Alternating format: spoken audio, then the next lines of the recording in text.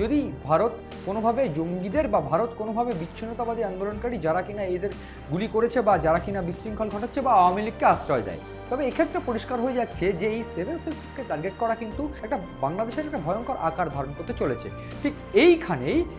মঙ্গলবার যখন 16ই ডিসেম্বর প্রাথমিকভাবে ভারত বাংলাদেশের মৈত্রী দিবসে তারা অনুষ্ঠান পালন করছে বা দিল্লিতে অনুষ্ঠান পালন করছে, দিল্লিতে সেখানে উচ্চপদস্থ কর্তারা রয়েছেন, ঠিক সেই সময় বিদেশ মন্ত্রক বা বাংলাদেশের হাই কমিশনারে যখন এই অনুষ্ঠান চলছে, ঠিক সেই সময় বিভিন্ন বাংলাদেশ ভারতের অন্তর্বর্তী বিভিন্ন বিষয়গুলো নিয়ে আলোচনা করেন এবং ঠিক তারপরে সেই রাতে তিনি পোস্টও করেন সোশ্যাল মাধ্যমে। এবং আমি বিষয়টা একটু বলে রাখতে চাইব, ভারতে নিযুক্ত বাংলাদেশের যে রাষ্ট্রদূত রিয়াজ হামিদুল্লাহ তিনি কিন্তু পরিষ্কার করে এই ভারতের যে বিষয়টা, ভারত এবং বাংলাদেশের সম্পর্কের বিষয়টা তিনি বলেন এবং তিনি বলেন যে অর্গানিক রিলেশনশিপ ভারতের সঙ্গে, এবং 71-এর যুদ্ধে 1668 জন ভারতীয় সৈন্য বাংলাদেশের ভূখণ্ডে চরম আত্মত্যাগ করেছিলেন, ফলে সেই সমস্ত কৃতজ্ঞতার কথা তিনি উল্লেখ করেছিলেন সেই সমস্ত পোস্টে এবং সেই আলোচনায়। ঠিক তারপর বুধবার সকালবেলায় এই রিয়াজ হামিদুল্লাহকে ডেকে পাঠানো রাষ্ট্রদূতকে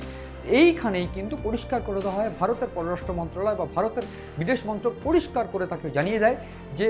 এই ধরনের বিচ্ছিন্নতাবাদী আন্দোলন বা বিচ্ছিন্নতাবাদী কথাবার্তা যেটা কিনা সিকিউরিটি রিজন হয়ে দাঁড়াচ্ছে। এবং তার পাশাপাশি একটা গুরুত্বপূর্ণ বিষয় যেটা ভারতের হাই কমিশনারকে বাংলাদেশের পররাষ্ট্র মন্ত্রণালয় ডেকে পরিষ্কার করে হুমকি দেন এবং পরিষ্কার করে বলেন যে আওয়ামী লীগ বা অন্যান্য এই শেখ হাসিনাকে যদি ভারত প্রশ্রয় দিয়ে থাকে এবং সেক্ষেত্রে কার্যক্রম চালাতে থাকে তারা, সেক্ষেত্রে কিন্তু একটা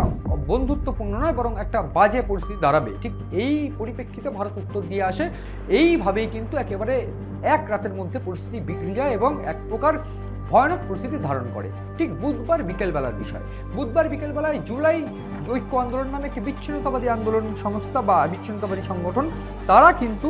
ঢাকায় যে ভারতীয় দূতাবাস, ঠিক সেই দূতাবাসে march to Indian high commission নামে একটি বিক্ষোভ কর্মসূচি গ্রহণ করা হয়। ঠিক সেই কর্মসূচিতে ব্যারিকেড ভাঙচুর করার চেষ্টা করা হয়। ঠিক তারপরেই বুধবার বিকেলে কিন্তু ভারত সেই দূতাবাস সেন্টার বন্ধ করে দেয়, ঢাকার দূতাবাস সেন্টার বন্ধ করে দেয়। ফলে ঠিক এই ধাপে ধাপে এই পরিবর্তন এবং ধাপে ধাপে এই প্রেক্ষাপট যেটা পরিষ্কার প্রমাণ দেয় যে ভারতের বিরুদ্ধাচরণ কিন্তু একটা ভয়ঙ্কর জায়গায় পৌঁছেছে এবং ঠিক সেই জায়গায় দাঁড়িয়ে ভারত কিন্তু বাংলাদেশকে এত ইজিলি বা লাইটলি নিচ্ছে না। ঠিক সেই কারণেই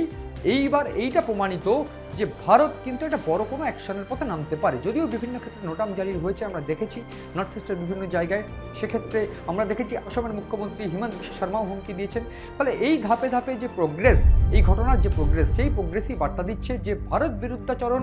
বাংলাদেশে তৈরি হলে সেক্ষেত্রে বাংলাদেশ পাকিস্তানের বশ্যতা স্বীকার করে একটা ভয়ঙ্কর রূপ ধারণ করতে পারবে এবং ঠিক সেই দিক থেকে লাভ দুপক্ষেরই। বাংলাদেশের লাভ, তারা ক্ষমতা থাকবে বা মোহাম্মদ ইউনূস তিনি ক্ষমতা থাকতে পারবেন জামাতকে সঙ্গে নিয়ে, এনসিপিকে সঙ্গে নিয়ে, এইটা একটা অন্যতম গুরুত্বপূর্ণ রাজনৈতিক লাভ। অন্যদিক থেকে পাকিস্তানের লাভ, একদিক থেকে যখন কাশ্মীরকে টার্গেট করা সহজ হয়েছে পাকিস্তানের পক্ষে, ঠিক সেরকমভাবেই বাংলাদেশ গ্রিপে চলে এলে এই ভারতের পূর্ব দিকটা কিন্তু টার্গেটের সম্মুখীন হতে পারে বা সম্মুখীন হবে বলেই কিন্তু বিশেষজ্ঞরা জানাচ্ছেন। ফলে সব মিলিয়ে এই ভারত বিরুদ্ধাচরণ কতটা সত্য, তার বাস্তবতা কতটা, সেটাও কিন্তু একেবারে পরিষ্কার যে বারবার করে নর্থ ইস্টকে টার্গেট করা হচ্ছে, একে অপরের রাষ্ট্রদূতের যে বার্তা প্রেরণ করা হচ্ছে, রাষ্ট্রদূতকে ডেকে পাঠানো হচ্ছে। ফলে এই যে চিত্রগুলো, সেই চিত্রগুলো একের পর এক প্রমাণ করছে যে ভারত বাংলাদেশ সম্পর্ক কিন্তু খুব ভালো জায়গায় নেই। ফলে এইখানেই দাঁড়িয়ে